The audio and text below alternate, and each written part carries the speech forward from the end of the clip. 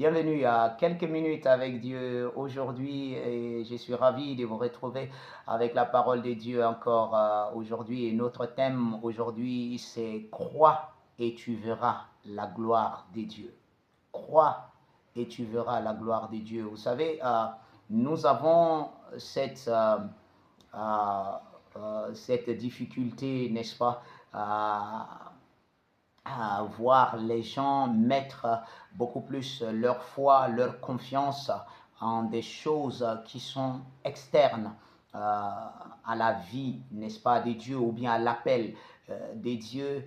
Facilement, les gens croient à beaucoup de choses. Vous montez dans un avion, mais vous croyez que le pilote va vous emmener sûrement là où vous voulez y aller. Vous ne vous demandez, vous ne demandez rien sur les qualités du pilote. Vous croyez simplement qu'il a toutes les qualités requises, n'est-ce pas, pour vous faire voler dans l'air avec cet appareil. Il vous conduira à bon port et vous croyez simplement à beaucoup de choses. Les gens croient à tellement de choses. Les gens croient même beaucoup plus même aux hommes et aux solutions des hommes mieux que Dieu. Quand vous leur parlez de Dieu, les gens sont très...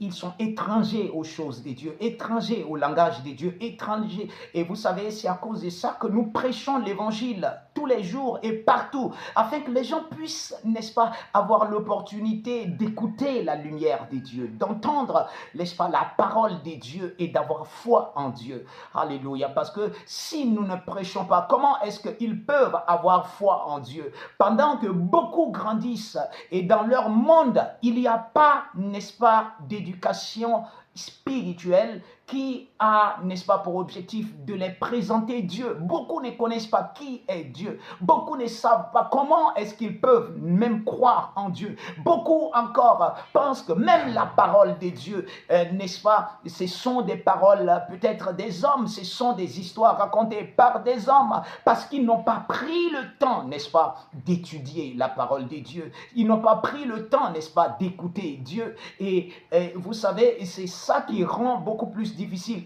Ils voient ce qu'ils voient, ils croient à ce qu'ils voient. Et autour d'eux, ils ont été peut-être quelquefois éduqués dans ces choses, éduqués à croire, n'est-ce pas, la science, éduqués à croire à l'homme, éduqués à croire à tout ce qu'ils peuvent voir, sauf à croire à Dieu, sauf à croire en Dieu. Et beaucoup ont ce problème. Et aujourd'hui, j'aimerais, n'est-ce pas, vous parler brièvement de ceci. Vous savez, Dieu existe. Dieu est vivant. Dieu nous a créés. Tout ce que vous connaissez, c'est Dieu qui a mis sa part. Il a mis une partie de lui en vous.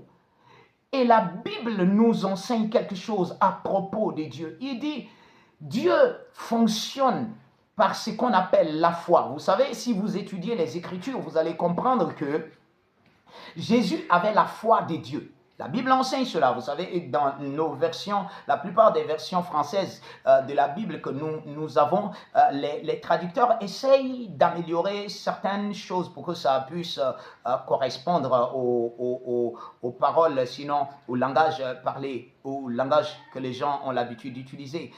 Quand Jésus avait dit, il dit, rien n'est impossible à celui qui croit. Ayez foi en Dieu. Dans l'original, il dit, ayez la foi de Dieu.